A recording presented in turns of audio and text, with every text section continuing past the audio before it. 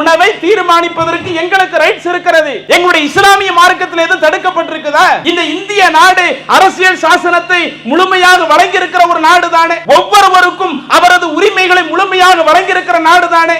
இப்படிப்பட்ட இந்த இந்திய நாட்டிலே மாட்டுக்கறி சாப்பிடக்கூடாது என்று ஏதாவது அரசியல் சாசனத்தில் இருக்குதா? முஸ்லிம்கள் மாட்டுக்கறியை பயன்படுத்தக்கூடாது, கிறிஸ்தவர்கள் மாட்டுக்கறியை பயன்படுத்தக்கூடாது, இந்துக்கள் மாட்டை இறைச்சியாக பயன்படுத்தக்கூடாது. அப்படி இறைச்சியாக பயன்படுத்துவது இந்த இந்திய நாட்டினுடைய அரசியல் சாசனமே அதை தடுக்கிறது என்று ஏதாவது இருக்குதா? மாட்டு இறைச்சி விற்கிறார்னு சொல்லி 3 நபர்களை கடுமையாக தாக்கி ஒரு ரோட்ல இருக்கிற மரத்துல தூக்கலை ஏத்துறாங்கன்னு சொன்னா இந்த தூக்கு தண்டனை வழங்கக்கூடிய அதிகாரம் யாருக்கு இருக்கிறது? இன்னும் இதை காரணமாக வைத்து 2 பெண்களை பாலியல் வன்கொடுமையும் செய்கிறார்கள் என்று சொன்னால் அப்ப நம்முடைய நாட்டில் எப்படிப்பட்ட ஒரு நிலையில இந்த இஸ்லாமிய சமுதாயம் இருக்குது? இதை எந்த ஆட்சியாளர்களாக கண்டிக்கிறாங்களா? அஸ்ஸலாமு அலைக்கும் வரஹ்மத்துல்லாஹி வபரகாத்துஹு. அன்பிற்குரிய அல்லாஹ்வின் நல்லடியார்களே, தாய்மார்களே, சகோதர சகோதரிகளே, அச்சுறுத்தப்படும் அரசியலமைப்பு சட்டம் என்கிற தலைப்பு எனக்கு தேர்வு செய்யப்பட்டிருக்கிறது. பொதுவாக இந்த மாநாடு இஸ்லாத்தினுடைய போதனைகளை எடுத்து சொல்லக்கூடிய ஒரு மாநாடாக இருந்தாலும் நாம் தற்போது இருக்கக்கூடிய இந்த ஜனவரி மாதம், இந்த ஜனவரி மாதத்தினுடைய ஒவ்வொரு 26ஆம் தேதி இந்தியாவிலே குடியரசு தின விழா கொண்டாடப்பட்டு வருகிறது. ஏன் இந்தியாவிலே ஒவ்வொரு வருடமும் இந்த குடியரசு தினம் கொண்டாடப்பட வேண்டும்? இந்திய நாடு ஆங்கிலேயனுடைய ஆட்சியிலிருந்து விடுதலை பெற்ற பிறகு 1947 ஆகஸ்ட் 15 விடுதலை பெற்ற பிறகு நம்முடைய நாடு விடுதலை பெற்ற ஒரு நாடாக மாறியது. இப்படி விடுதலை பெற்ற இந்த நாட்டிலே என்ன சட்டத்தை நாம் வகுக்க வேண்டும், என்ன சட்டத்தின்படி நாம் ஆட்சி நடத்த வேண்டும்? இந்த நாட்டிலே இருக்கக்கூடிய குடிமக்களாக இருக்கட்டும், இந்த நாட்டிலே இருக்கக்கூடிய ஆட்சி கட்டில் இருப்பவர்களாக இருக்கட்டும், இந்த நாட்டிலே இருக்கக்கூடிய அதிகார வர்க்கத்தில் உள்ளவர்களாக இருக்கட்டும், இன்னும் இந்த நாட்டு மக்களுக்கு தீர்ப்பு சொல்லக்கூடிய நீதிமன்ற நீதிபதிகளாக இருக்கட்டும், இந்திய குடிமக்களாகிய இருக்கக்கூடிய ஒவ்வொரு நபர்களும் இந்த இந்திய நாட்டிலே எதை செய்து கொள்ளலாம், எதை செய்து கொள்ளக்கூடாது என்பதற்காக ஒரு அரசியல் சாசன சட்டத்தை உருவாக்குகிறார்கள். அப்படி உருவாக்கப்பட்ட அந்த அரசியல் சாசன சட்டம் தான் 1950ஆம் ஆண்டு ஜனவரி 26வது நாள் அது எல்லா மக்களாலும் ஏற்றுக்கொள்ளப்பட்டு இனிமே இந்த இந்தியாவில் அனைத்துமே இந்த அரசியல் சாசனப்படி தான் நடக்க வேண்டும் என்று என்ன செய்யப்பட்டது? இதை நாம் அனைத்து இந்தியர்களும் ஏற்றுக்கொண்டோம். இப்படி ஏற்றுக்கொள்ளப்பட்ட அன்றைய தினத்தை அதை மதிக்கக்கூடிய விதமாக அந்த அரசியல் சாசன சட்டத்தை அனைத்து நபர்களும் பின்பற்றக்கூடிய விதமாகத்தான் ஒவ்வொரு ஆண்டும் ஜனவரி மாதம் 26வது கிழமை வருகிறது என்று சொன்னால் அந்த 26ஆம் தேதி குடியரசு தினம் கொண்டாடப்பட்டு வருகிறது. ஆனா இதுல நீங்க கொஞ்சம் எடுத்து பாருங்க, இந்த மாநாடு இஸ்லாமிய வாழ்வியல் மாநாடாக இருந்தாலும் இஸ்லாத்தினுடைய போதனைகளை எடுத்து சொல்லக்கூடிய மாநாடாக இருந்தாலும் இன்றைக்கு இந்த இந்திய நாட்டிலே இஸ்லாமியர்களுடைய நிலைகள் எப்படி இருக்கிறது என்பதையும் நாம் எடுத்து சொல்ல வேண்டிய ஒரு கட்டத்தில் இருக்கிறோம். இன்றைக்கு இந்தியாவிலே எடுத்து பாருங்கள், நம்முடைய இந்திய நாட்டிலே இன்றைக்கு இஸ்லாமியர்களுடைய நிலை எப்படி இருக்கிறது? இன்னும் நாம் ஏற்றுக்கொண்டிருக்கிற அரசியல் சாசன சட்டம் நமக்கு அழகான ஒரு தகவலை எடுத்து சொல்லுகிறது. ஒருவன் இந்த நாட்டிலே ஒரு குடிமக்கனாக இருக்கிறான் என்று சொன்னால் அப்படி குடிமக்கனாக இருக்கக்கூடியவனுக்கு என்னென்ன அடிப்படை உரிமைகளை வழங்க வேண்டும், இப்படி அடிப்படை உரிமைகள் வழங்க வேண்டியதை நம்முடைய நாடு மிக அழகாக தெளிவுபடுத்துகிறது. இந்த நாட்டிலே ஒருவன் எந்த மதத்தையும் பின்பற்றிக் கொள்ளலாம். ஏனென்றால் இந்திய நாடு இது ஒரு மதச்சார்பற்ற நாடு, அனைத்து நபர்களுக்கும் முழுமையான சுதந்திரம் வழங்கப்பட்ட ஒரு நாடு, பிற மக்கள் மீது நல்லெண்ணம் கொண்டு நடக்க வேண்டும் என்பதை வலியுறுத்தக்கூடிய நாடு என்ற அந்த இந்திய அரசியல் சாசன சட்டமே இந்த இந்திய மக்கள் எதையெல்லாம் பேணி நடக்க வேண்டும், பின்பற்றி நடக்க வேண்டும் என்பதை அழகாக வகுத்து தருகிற பொழுது இன்றைக்கு இதில் இருக்கக்கூடிய உரிமைகள் எல்லாம் இஸ்லாமிய சமுதாயத்திற்கு முறையாக வழங்கப்படுதா? என அரசியல் சாசன சட்டம் தான் ஒரு நாட்டை அது ஜனநாயக நாடா அல்லது சர்வாதிகார நாடா என்று தீர்மானிப்பதே அந்த நாட்டில் இருக்கிற சட்டத்தை பின்பற்றதை வச்சுதான் இருக்குது.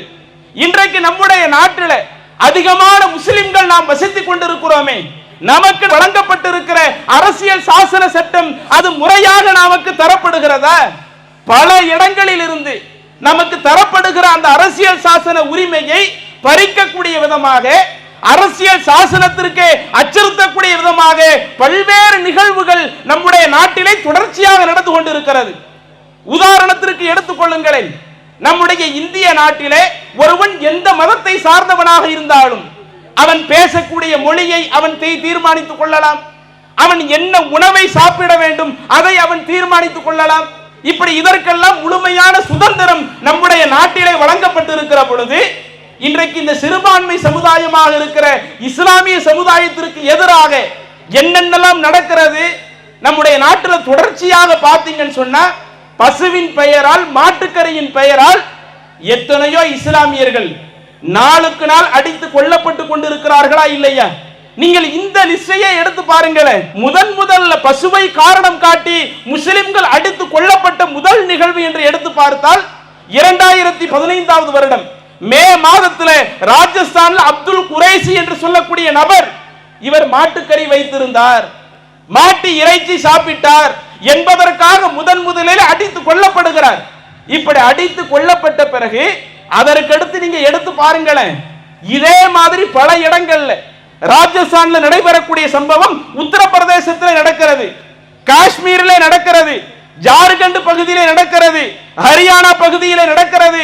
இன்னும் சொல்ல போனால் இந்த மாட்டுக்கறி அரசியலை பயன்படுத்திய யாருமே செய்யாத பல நிகழ்வுகள் எல்லாம் நம்முடைய சமூகத்திற்கு எதிராக நடத்தப்பட்டிருக்குதுங்க. காஷ்மீர்ல நீங்க எடுத்து பார்த்தீங்கன்னு சொன்னா 2015 ஆண்டுல ஆகஸ்ட் 9 நாள் ஒரு முஸ்லிம் ஒரு ஆளு மாட்டுக்கறி வச்சிருக்கிறாருன்னு சொல்லி அவரை கடுமையாக தாக்கி பெட்ரோல் குண்டை வீசி அவரை கொலை செய்கிறார்கள். பெட்ரோல் குண்டை வீசி கொலை செய்வது இது நம்முடைய நாட்டு சட்டப்படி யாருக்காவது அதிகாரம் கொடுத்திருக்குதா? எங்களுடைய உணவை தீர்மானிப்பதற்கு எங்களுக்கு ரைட்ஸ் இருக்கிறது. எங்களுடைய இஸ்லாமிய மார்க்கத்தில் எதுவும் தடுக்கப்பட்டிருக்குதா? இந்த இந்திய நாடு அரசியல் சாசனத்தை முழுமையாக வழங்கி இருக்கிற ஒரு நாடு தானே, ஒவ்வொருவருக்கும் அவரது உரிமைகளை முழுமையாக வழங்கி இருக்கிற நாடு தானே. இப்படிப்பட்ட இந்த இந்திய நாட்டிலே மாட்டுக்கறி சாப்பிடக்கூடாது என்று ஏதாவது அரசியல் சாசனத்தில் இருக்குதா? முஸ்லிம்கள் மாட்டுக்கறியை பயன்படுத்தக்கூடாது, கிறிஸ்தவர்கள் மாட்டுக்கறியை பயன்படுத்தக்கூடாது, இந்துக்கள் மாட்டை இறைச்சியாக பயன்படுத்தக்கூடாது. அப்படி இறைச்சியாக பயன்படுத்துவது இந்த இந்திய நாட்டினுடைய அரசியல் சாசனமே அதை தடுக்கிறது என்று ஏதாவது இருக்குதா? நம்முடைய அரசியல் சாசனம் எதையுமே நமக்கு சொல்லல. ஆனால் என்ன செய்கிறார்கள் என்று சொன்னால், மாட்டுக்கறியை பயன்படுத்தி ஒருவரை கடுமையாக தாக்கி பெட்ரோல் குண்டை வீசி கொள்ளுகிறார்கள் என்று சொன்னால், அதே போல இன்னும் சில இடங்களில் மாட்டு இறைச்சி விற்கிறார்னு சொல்லி 3 நபர்களை கடுமையாக தாக்கி ஒரு ரோட்ல இருக்கிற மரத்துல தூக்கலை ஏத்துறாங்கன்னு சொன்னா, இந்த தூக்கு தண்டனை வழங்கக்கூடிய அதிகாரம் யாருக்கு இருக்கிறது? நீதிமன்றம் தான் ஒருவருக்கு மரண தண்டனை விதிக்கலாம். ஒருவர் செய்யக்கூடிய குற்றத்தை கவனித்து இவர் தூக்கு தண்டனை பெற வேண்டிய ஆளா, மரண தண்டனை கொடுக்கப்பட வேண்டிய ஆளா, இது அரசாங்கம் செய்ய வேண்டிய ஒண்ணு. அப்ப அரசாங்கம் செய்ய வேண்டிய ஒண்ணு இது இந்திய அரசியல் சாசனம் நமக்கு வழங்கி இருக்கக்கூடிய உரிமைக்கு நேர் மாற்றமா மாட்டு இறைச்சி பயன்படுத்துறாங்கன்னு சொல்லி தூக்கலை ஏத்துறாங்க. இன்னும் இதை காரணமாக வைத்து 2 பெண்களை பாலியல் வன்கொடுமையும் செய்கிறார்கள் என்று சொன்னால், அப்ப நம்முடைய நாட்டில் எப்படிப்பட்ட ஒரு நிலையில இந்த இஸ்லாமிய சமுதாயம் இருக்குது? இதை எந்த ஆட்சியாளர்களாக கண்டிக்கிறாங்களா? எந்த நீதிமன்றமாவது இதை கண்டித்து இது போன்ற நிகழ்வுகள் இனிமே இந்தியாவில் எங்கேயும் இருக்கக்கூடாது, ஒரு சமுதாயத்திற்கு வழங்கப்பட்ட உரிமையை எல்லா மக்களுக்கும் முறையாக நாம் அதை கொடுத்து ஆகணும் என்று சொல்லி நீதிமன்றமாவது இது போன்று யார் வன்முறை சம்பவத்தில் ஈடுபடுவார்களோ, இந்திய அரசியல் சாசனம் வழங்கிய உரிமையை மறுக்கக்கூடிய விதமாக யார் நடப்பார்களோ, இப்படி நடக்கக்கூடியவர்களை கைது நடவடிக்கை செய்யக்கூடிய அளவுக்கு அதிகாரிகளும் இல்லை. அவர்களை கண்டிக்கக்கூடிய அளவிற்கு கடுமையான தண்டனை வழங்கக்கூடிய அளவிற்கு நீதிமன்றமும் இல்லை என்று சொன்னால், அப்ப இந்திய அரசியல் சாசனம் எந்த அளவிற்கு அச்சுறுத்தப்படுகிறது என்பதை நீங்கள் சற்று சிந்தித்து பாருங்கள். அப்ப ஒரு புறம் நம்முடைய அரசியல் சாசனம் நமக்கு வழங்கி இருக்கக்கூடிய ஒரு சுதந்திரத்தை, நாம எந்த உணவை உட்கொள்ளலாம் என்கிற அந்த சுதந்திரத்தை பறிக்கக்கூடிய விதமாக சங் பரிவார சக்திகள் இப்படி அரசியல் சாசன சட்டத்திற்கு எதிராக தங்களுடைய தொடர் தாக்குதல்களை நடத்தி கொண்டிருக்கிறார்கள். அதே போல மக்களுக்கு நீதி வழங்கக்கூடிய அந்த நீதிமன்றங்களில் நடைபெறக்கூடிய அந்த நிகழ்வுகளையும் எடுத்து பாருங்கள். அந்த நீதிமன்றங்களிலேயும் நம்முடைய சமுதாயத்திற்கு வழங்கப்படுகிற அந்த அரசியல் சாசனத்தை முறையாக கடைபிடிக்கின்றார்களா என்று பார்த்தால் அதிலேயும் பல நேரங்களில் இந்த சமுதாயத்தினுடைய உரிமைகள் தொடர்ச்சியாக மறுக்கப்பட்டு கொண்டே இருக்கிறது. உதாரணத்திற்கு சொல்வதாக இருந்தால் 1991 வருடம் த பிளேசஸ் ஆஃப் வொர்ஷிப் என்கிற ஒரு சட்டத்தை பாராளுமன்றத்தில் இயக்குகிறார்கள். நம்முடைய இந்திய அரசியல் சாசனத்தில் ஒரு சட்டம் ஒன்று புதிதாக சேர்க்கப்பட வேண்டும் என்றால் அது பாராளுமன்றத்தில் பெரும்பான்மையை பெற்று குடியரசுத் தலைவருடைய ஒப்புதலை அந்த சட்டம் பெற்றுவிட்டால் அது இந்திய அரசியல் சாசன சட்டத்தில் ஒன்றாக சேர்த்துக் கொள்ளலாம். அந்த அடிப்படையில் 1991 தான் வழிபாட்டு தல பாதுகாப்பு சட்டம் என்கிற ஒரு சட்டத்தை பாராளுமன்றத்தில் நிறைவேற்றுகிறார்கள். எதற்காக அந்த சட்டம் நிறைவேற்றப்படணும்? அதற்குரிய பின்னணியை நீங்கள் எடுத்து பார்த்தால் தற்பொழுது ராமர் கோவில் கட்டப்பட்டு இருக்கிறதா இல்லையா? உத்தரப்பிரதேசத்தில் அயோத்தியில ராமர் கோவில் கட்டப்பட்டு இருக்கிறதா இல்லையா? அந்த இடத்திலே பாபர் மஸ்ஜித் என்கிற அந்த பழமையான பள்ளி பல்லாண்டு காலம் இருந்து வந்தது. அங்கே முஸ்லிம்கள் தொடர்ச்சியாக தங்களுடைய வணக்க வழிபாடுகளை செலுத்தி வந்தார்கள். இப்படி வணக்க வழிபாடுகளை செலுத்தி வந்தப்ப அப்பதான் என்ன செய்யறாங்க? அந்த பள்ளியை அபகரிக்கக்கூடிய நோக்கில அந்த பள்ளியை இடிக்க வேண்டும் என்ற ஒரு சதி திட்டம் தீட்டி இரவோடு இரவாக அந்த பள்ளிக்குள் சிலையை கொண்டு போய் வைத்தார்கள். அப்படி சிலையை வைத்த நிகழ்வுகள் எல்லாம் இன்றைக்கும் அந்த அயோத்தியில உள்ள அந்த போலீஸ் ஸ்டேஷன்ல எஃப்ஐஆர் ஆக ஃபர்ஸ்ட் இன்ஃபர்மேஷன் ரிப்போர்ட் என்று சொல்லுவார்களே அந்த ரிப்போர்ட்டாக பதிவு செய்யப்பட்டிருக்கிறது. இரவோடு இரவாக இப்படி கொண்டு போய் வச்சுட்டு வந்துட்டாங்க. திரும்ப அந்த வழக்குகள் எல்லாம் நாம் அதிகமாக கேள்விப்பட்டிருப்போம். அப்ப அது இந்தியாவில் ஒரு பெரிய ஒரு கொந்தளிப்பையும் தாக்கத்தையும் ஏற்படுத்துகிறது. பல இடங்களில் பல்வேறு சண்டை சச்சரவுகள் ஏற்படுவதற்கு இது போன்ற ஒரு பள்ளியில இது ராமர் பிறந்த இடம் என்று சொன்னதுனால இது எங்களுக்கு சொந்தமான ஒரு இடம் என்று அவர்கள் தங்களுடைய கோரிக்கையை வைக்க, இது முஸ்லிம்கள் இது எங்களுடைய வழிபாட்டு தலம், நாங்கள் எந்த கோவிலையும் இடித்துவிட்டு பள்ளிவாசலை கட்டவில்லை, அது எங்களுக்கு சொந்தமானது என்று வைக்க, இது பல காலமாக தொடர்ச்சியாக கோர்ட்ல இந்த வழக்கு நிலுவையில் இருந்து கொண்டே இருக்கிறது. அப்ப இதை வைத்து இந்தியாவில் பல்வேறு பிரச்சனைகள் நடக்கும் பொழுது அப்போதுதான் பார்லிமெண்ட்ல 1991 92 டிசம்பர் 6 பள்ளிவாசல் இடிக்கப்படுகிறது. அந்த பள்ளிவாசல் இடிக்கப்படுறதுக்கு ஒரு வருஷத்துக்கு முன்னாடியே பள்ளிவாசல் பாதுகாப்பு சட்டம் என்கிற ஒரு சட்டத்தை கொண்டு வந்தார்கள். அதுல சொல்லக்கூடிய முக்கியமான கண்டென்ட் என்ன தெரியுமா? அப்போது பிரச்சனையில் இருந்த அந்த பாபர் மஸ்ஜித் என்கிற அந்த நில விவகாரத்தை தவிர்த்து இனிமே எந்த ஒரு பள்ளியையும், அது பள்ளிவாசலாக இருக்கட்டும் அல்லது ஒரு சர்ச்சாக இருக்கட்டும் ஒரு கோவிலாக இருக்கட்டும், அந்த மத வழிபாட்டிற்கான சட்டம் என்னவென்றால் இந்தியா விடுதலை பெறக்கூடிய நேரத்தில் 1947 ஆகஸ்ட் 15 இந்தியா விடுதலை பெறுது. அந்த இந்தியா விடுதலை பெறக்கூடிய நேரத்தில் ஒவ்வொரு வழிபாட்டு தலங்களும் அது எதுவாக இருந்ததோ, கோவிலாக இருந்தால் அது கோவிலாகத்தான் இருக்க வேண்டும். இந்தியா விடுதலை பெறக்கூடிய நேரத்தில் ஒரு இடம் பள்ளிவாசலாக இருந்தால் அது பள்ளிவாசலாகத்தான் எடுத்துக்கொள்ளப்படணும். சர்ச்சாக இருந்தால் அது சர்ச்சாகத்தான் எடுத்துக்கொள்ளப்படணும். ஒரு வழிபாட்டு தலத்தை போய் அடுத்த சமூகத்தில் உள்ளவர்கள் மூக்க நுழைக்க கூடாது என்பதற்காக இந்த வழிபாட்டு தல பாதுகாப்பு சட்டத்தை 1991 கொண்டு வந்தார்கள். கடைசியில நாம எந்த நீதிமன்றத்தை நம்பி இருந்தோமோ அந்த நீதிமன்றமே ஆவணத்தின் அடிப்படையில் தீர்ப்பளிக்காமல் அவர்கள் சொன்ன தீர்ப்பு எப்படி இருந்தது? இங்கே எந்த கோவில் இருந்ததற்கான சான்று எதுவும் கிடையாது, கோவிலை இடிச்சிட்டு தான் பள்ளிவாசல் கட்டினார்கள் என்பதற்கு எந்த சான்றும் கிடையாது.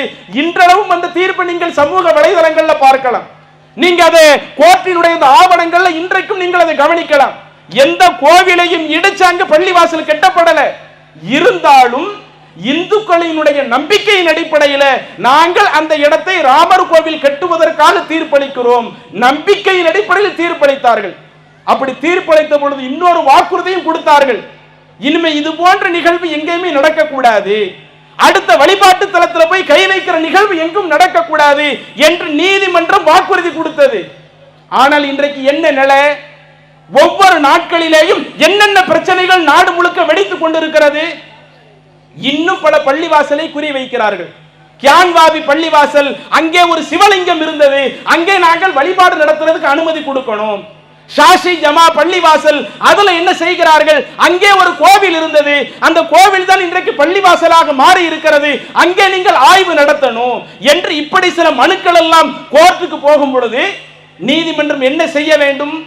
1991 ஆண்டிலேயே வழிபாட்டு தல பாதுகாப்பு சட்டம் ஒரு சட்டத்தை போட்டோம். அந்த சட்டத்தின் அடிப்படையில் நீங்க எந்த பள்ளிவாசலுக்கு உரிமை கோருறீங்களோ, இந்த பள்ளிவாசல் இந்தியா விடுதலை பெறுகிற பொழுது அது ஷாஷி மஸ்ஜிதாகத்தான் இருந்தது. எனவே அது பள்ளிவாசலாக இருந்ததுனால நீங்கள் கோவிலாக இருந்தது என்று சொல்லுகிறீர்கள். உங்களுடைய மனுவை நாங்கள் ரிஜெக்ட் பண்றோம், நாங்கள் இந்திய அரசியல் சாசனத்தை ஏற்கிறோம் என்று தீர்ப்பு வழங்குவதற்கு பதிலாக நீதிமன்றம் என்ன தீர்ப்பு வழங்குறாங்க? சரி, அந்த இடத்துல தொல்லியல் துறை நீங்க ஆய்வு செய்ய போங்க. திரும்ப அப்படி தொல்லியல் துறை ஆய்வு செய்ய போகும் பொழுது அது ஒரு கடும் பிரச்சனையாக மாறி துப்பாக்கி சூடு நடத்தப்பட்டு 5 நபர்கள் படுகொலை செய்யப்பட்டார்களே. இப்படி எத்தனை சம்பவங்கள்! கியான்வாபி பள்ளிக்கு சொந்தம் கொண்டாடுகிறார்கள், ஷாஷி ஜமாத் அந்த பள்ளிக்கு சொந்தம் கொண்டாடுகிறார்கள். இன்னும் பல பள்ளிவாசலை குறிவைத்து இவைகள் எல்லாம் கோவிலாகத்தான் இருக்கிறது, அந்த கோவில் தான் இன்றைக்கு இடிக்கப்பட்டு பள்ளிவாசலாக மாற்றப்பட்டிருக்கிறது என்று சொந்தம் கொண்டாடுகிற பொழுது நீதிமன்றம் நமக்கு வழங்கக்கூடிய அந்த உரிமையை முறையாக தருகிறதா? அப்ப நீதிமன்றம் இன்றைக்கு அரசியல் சாசனத்தை கவனிக்க மறுக்குதே. வழிபாட்டுத்தல பாதுகாப்பு சட்டத்தின் அடிப்படையில் தீர்ப்பளிக்க வேண்டிய நீதிமன்றமே இன்றைக்கு அரசியல் சாசனத்திற்கு அச்சுறுத்தக்கூடிய நிகழ்வுகளில் நடக்கிறார்கள் என்றால், அப்ப இப்படியே நம்முடைய நாட்டினுடைய நிகழ்வு போனால் எப்படி இருக்கும் சற்று சிந்தித்து பாருங்கள். அதே மாதிரி அந்த நீதிமன்றங்கள் எந்த அளவிற்கு இந்த இஸ்லாமிய சமூகத்தின் மீது நமக்கு வழங்கக்கூடிய உரிமையை தர மறுக்கிறது என்று சொன்னால், கர்நாடகாவில் 2023 செப்டம்பர் 24 கர்நாடகாவில் உள்ள பெனல்லின்னு சொல்லக்கூடிய ஒரு கிராமத்தில் நைட் என்ன பண்றாங்கன்னு 2 பேர் இரவோடு இரவா பள்ளிவாசலுக்கு உள்ள வந்து ஜெய் ஸ்ரீராம் ஜெய் ஸ்ரீராம் அப்படின்னு கடுமையா கத்திட்டு, அது ஒரு கடற்கரைக்கு பக்கத்தில் உள்ள ஒரு கிராமம். அந்த கடற்கரைக்கு பக்கத்தில் இருக்கக்கூடிய அந்த கிராமத்தில் உள்ள முஸ்லிம்களை பார்த்து எச்சரித்து, உங்களை எல்லாம் தொலைச்சிருவோம், உங்களை எல்லாம் நிம்மதியாக வாழ விட மாட்டோம் என்று இரவோடு இரவாக பள்ளிவாசலில் வந்து கூச்சலிடுகிறார்கள். இது அங்கு இருக்கக்கூடிய சிசிடிவி கேமராவிலே பதிவாகிறது. அப்ப இது அந்த பள்ளியை நிர்வகிக்கக்கூடியவர்கள் இப்படி திருட்டுத்தனமாக அத்துமீறி நைட்டு 10:30க்கு பிறகு பள்ளிவாசல்ல வந்து இப்படி அந்த ஒரு அமைதியை கெடுக்கக்கூடிய விதமாக நடக்கிறாங்க. இன்னும் ஒரு சமுதாயத்திற்கு எதிராக கொலை மிரட்டல் எல்லாம் விடுகிறார்கள். சம்பந்தப்பட்டவர்கள் மீது வழக்கு தொடுங்க, வழக்கு போடுங்க என்று காவல்துறையிலே வழக்கு தொடுக்கிறார்கள். அப்ப காவல்துறை என்ன செய்யறாங்க? ஒரு 5 பிரிவின் கீழே 295 மத நம்பிக்கை அல்லது மதம் சார்ந்த ஒன்றை அவமதிக்கக்கூடிய நோக்கத்தில் செயல்பட்டால் 295 கீழே அவங்களுக்கு வழக்கு பதிவு செய்யப்படுங்க. அதே போல 505 நீங்க எடுத்து பாத்தீங்கன்னா, பொது அமைதிக்கு குந்தகை ஏற்படுத்துற மாதிரி யாரேனும் நடந்தால் அவங்க 505 பிரிவின் கீழ் அவங்க கைது செய்யப்படணும். 503 எடுத்து பாத்தீங்கன்னா, அடுத்தவங்களை கொலை மிரட்டல் விடுறாங்கன்னு வைங்க, அவங்க 503 மீது என்ன செய்யப்படணும்? அவங்க மேல வழக்கு தொடுக்கப்படணும். போலீஸ் என்ன பண்றாங்கன்னா, அது சிசிடிவி எல்லா விஷயத்தையும் பார்த்து இந்த அளவுக்கு ஒரு மோசமா நடக்கிறானுல, பள்ளிவாசல்ல உள்ள வந்து ஜெய் ஸ்ரீராம் ஜெய் ஸ்ரீராம் என்று ஒரு கலவரத்தை ஏற்படுத்துகிற நோக்கத்தில் கத்துறாங்களே, ஒரு 5 பிரிவின் கீழ் வழக்கு தொடுக்கப்படுகிறது. இதை அந்த கர்நாடகா மாநிலத்தினுடைய உயர் நீதிமன்ற நீதிபதியில் ஒருவர் இந்த வழக்கை விசாரிக்கிறார். விசாரித்து விட்டு கடைசி சொல்லுகிறார், காவல்துறை 5 பிரிவின் கீழ் அவங்க மேல வழக்கு தொடுத்துச்சே, அந்த எஃப்ஐஆரை நான் ரத்து செய்கிறேன். ஏன் ரத்து பண்றாரா? 295 என்கிற அந்த பிரிவு வேண்டுமென்றே அடுத்தவங்களுடைய மத அமைதிக்கு ஒரு குந்தகை ஏற்படுத்துற மாதிரி அவங்க யாரேனும் செயல்பட்டால் தான் அவங்களுக்கு அந்த ஒரு வழக்கு போடணும். இங்கதான் வேண்டும்னே நடக்கலையே. எது வேண்டும்னே நடக்கலையா? நைட்டோடு நைட்டாக வருவானாம், பள்ளிவாசலில் திருட்டுத்தனமாக கத்துவானாம். அங்கே ஒரு பள்ளிவாசல் என்பது அது இஸ்லாமிய மக்கள் வணங்கி வழிபடக்கூடிய ஒரு இடம், ஏக இறைவனை வணங்கக்கூடிய ஒரு இடம். அந்த ஏக இறைவனை வணங்கக்கூடிய இடத்தில் இருந்து கொண்டு ஒரு கலவரத்தை ஏற்படுத்தக்கூடிய, சமூக அமைதியை கெடுக்கக்கூடிய, நைட்டோடு நைட்ட திருட்டுத்தனமா 2 பேர் வந்து செய்யறான். அவருக்கு என்ன கற்பிக்கிறார்கள், என்ன விளக்கம் சொல்லுகிறார்கள்? இவங்க செஞ்ச இந்த காரியம் வேண்டுமென்றே செய்யல என்று இதை மாத்திரம் சொல்லிட்டு, அடுத்து இந்த கொலை மிரட்டெல்லாம் விட்டாங்களே, அதை பத்தி எதையும் கண்டுகொள்ளாமல் நான் இந்த வழக்கை, இந்த எஃப்ஐஆரை நான் ரத்து செய்கிறேன். அப்ப நீதிமன்றங்களுடைய நிலைகளும் இப்படித்தான் இருக்கிறது. எந்த பள்ளிவாசல் பாதுகாப்பு சட்டம் இருக்கிறதோ அந்த பள்ளிவாசல் பாதுகாப்பு சட்டம் நமக்கு முறையாக வழங்கப்படுவது இல்லை. நாம் கடுமையாக இங்கே பாதிக்கப்பட்டால் நீதிமன்றத்தை நாடி போகிற பொழுதும் நமக்கு நீதியை மறுக்கிறது என்று சொன்னால், அப்ப நீதிமன்றமும் அந்த அரசியல் சாசனத்தை கவனிக்க மறுக்கிறதா இல்லையா? அதே போல எடுத்துக்கொண்டால் ஆட்சியாளர்கள், இறுதியாக இன்றைக்கு நம்மை ஆளக்கூடிய ஆட்சியாளர்கள் எப்படி இருக்கிறார்கள்? எத்தனையோ பல சட்டத்தை கொண்டு வர்றான். சிஏஏன்னு ஒரு சட்டத்தை கொண்டு வர்றான். NRCங்கிற ஒரு சட்டத்தை கொண்டு வருகிறான். முழுக்க முழுக்க இந்த இஸ்லாமிய சமுதாயத்தை குறிவைத்து இந்த சட்டத்தை கொண்டு வருகிறான். இந்திய குடிமக்கள் எல்லாம் நீங்க இந்த இந்திய குடிமக்கள் இல்லை என்று சொல்வதற்காக கொண்டு வருகிறான். அதே போல காஷ்மீர் மாநிலத்திற்கு சிறப்பு அந்தஸ்து இருந்தது. அது வெறுமனே காஷ்மீருக்கு மட்டுமல்ல, இந்தியாவில் இது போன்று வேறு சில மாநிலங்களுக்கு சிறப்பு அந்தஸ்து இருக்கிறது. மற்ற விஷயங்களை எல்லாம் கவனிக்காமல் 370வது பிரிவை அவசர கோலத்தில் வந்து அதை நீக்கிவிட்டு காஷ்மீர் மாநிலத்தினுடைய சிறப்பு அந்தஸ்தை ரத்து செய்கிறான் என்றால் இதன் மூலமும் இந்த சிறுபான்மை சமுதாயத்திற்கு எதிரான விஷயத்தை தானே இன்றைக்கு ஆட்சியாளர்கள் கையில எடுக்கிறார்கள். அதே மாதிரி வக்ஃப் வாரியம், நம்முடைய இந்தியாவிலே வக்ஃபுகமான சொத்துக்கள், ராணுவத்திற்கு அடுத்தபடியாக ரயில்வே துறைக்கு அடுத்தபடியாக அதிகமான சொத்துக்கள் முஸ்லிம்களால் கையாளப்படுகிற வக்ஃப் வாரியத்தில் இருக்கிறது. வக்ஃப் வாரியத்திலே மூக்க நுழைக்கிறான். 1995 வக்ஃப் வாரியத்திற்கான சில சட்டம் கொண்டு வரப்பட்டது. அந்த சட்டத்திலும் மூக்கை நுழைத்து இன்னும் வக்ஃப் வாரியம் உங்க சொத்துக்கு நீங்க முடிவெடுக்க முடியாது என்கிற மாதிரி ஒரு விஷயத்தை கொண்டு வருகிறான். யாரேனும் ஒருவர் 12 வருடம் வக்ஃப் சொத்தை அபகரித்து ஆக்கிரமித்து வைத்திருந்தால் அவங்களும் அந்த வக்ஃப் சொத்துக்கு உரிமை கோரலாம். திருத்தத்தை கொண்டு வருகிறான். வக்ஃப் நிறுவனம் என்பது முழுக்க முழுக்க முஸ்லிம்களால் நிர்வகிக்கப்படுகிற ஒரு நிறுவனம். அதுல முஸ்லிம் அல்லாத நபர்களை உள்ள சேர்க்கலாம் என்று சொல்லி முழுக்க முழுக்க இந்தியாவில் அதிக சொத்து இருக்கக்கூடிய அந்த வக்ஃபையே நிர்மூலமாக்கக்கூடிய இந்திய அரசியல் சாசனம் நமக்கு வழங்கக்கூடிய அவ்வளவு உரிமைகளையும் தொடர்ச்சியாக மறுக்கக்கூடிய ஒரு வேலைகளை இவர்கள் செய்கிற பொழுது, அப்ப ஆட்சியாளர்களை பார்க்கிறோம், அதிகாரத்தில் உள்ளவங்களை பார்க்கிறோம், நீதித்துறையில் உள்ளவங்களை பார்க்கிறோம். இந்த அளவுக்கு அரசியல் சாசனம் தொடர்ச்சியாக அச்சுறுத்தப்பட்டால் அது இந்த நாட்டினுடைய நலனுக்கு அது சரி வராது. நம்முடைய நாடு வளர்ந்து வர வேண்டிய ஒரு நாடு. இன்றைக்கு நீங்க பாத்தீங்கன்னா நம்மை விட எவ்வளவோ சின்ன சின்ன நாடுகள் எல்லாம் முன்னேறி கொண்டு இருக்கிற பொழுது இந்தியா தொடர்ச்சியாக பின்தங்கி பொருளாதாரத்தில் இருக்கட்டும், வேலை வாய்ப்பில் இருக்கட்டும், அத்துணை துறைகளில் இருக்கட்டும், நாம் தொடர்ச்சியாக பின்தங்கி செல்கிறோம் என்றால் அது நம்முடைய நாடு நமக்கு வழங்கி இருக்கக்கூடிய அந்த உரிமையை நாம் முறையாக வழங்கவில்லை என்று சொன்னால் அது நிச்சயம் நாம் தொடர்ச்சியாக பின்தங்கி கொண்டே இருப்போம். எனவே எங்களுடைய தொப்புள் கொடி சமூகமாக இருக்கக்கூடிய நீங்களும் இது போன்ற விஷயங்களில் கவனம் எடுத்து இந்திய வெறுமனே ஒவ்வொரு வருஷம் ஜனவரி 26 கொண்டாடுவது மட்டும் நமக்கு குடியரசு தினமாக ஆகாது. அந்த குடியரசு தினம் எதற்காக கொண்டாடப்படுகிறதோ அந்த இந்திய அரசியல் சாசன சட்டம் முறையாக அது வந்து இங்கே நம்ம நாட்டில் பயன்படுத்தப்படுகிறதா, எங்கு முறை தவறி பயன்படுத்தப்படுகிறதோ அதை ஒட்டுமொத்த மக்களும் கண்டிக்கக்கூடியவர்களாக இருக்கணும் என கேட்டுக்கொண்டு எனது உரையை நிறைவு செய்கிறேன். வாஹிரு தஅவானா அனில் ஹம்துலில்லாஹி ரப்பில் ஆலமீன். அஸ்ஸலாமு அலைக்கும் வரஹ்மத்துல்லாஹி. இஸ்லாம் மற்றும் சமுதாய செய்திகளை அறிந்து கொள்ள தமிழ்நாடு தௌஹீத் ஜமாஅத் யூடியூப் பக்கத்தை உடனடியாக சப்ஸ்கிரைப் செய்து கொள்ளுங்கள். மேலும் பெல் பட்டனையும் கிளிக் செய்து கொள்ளுங்கள்.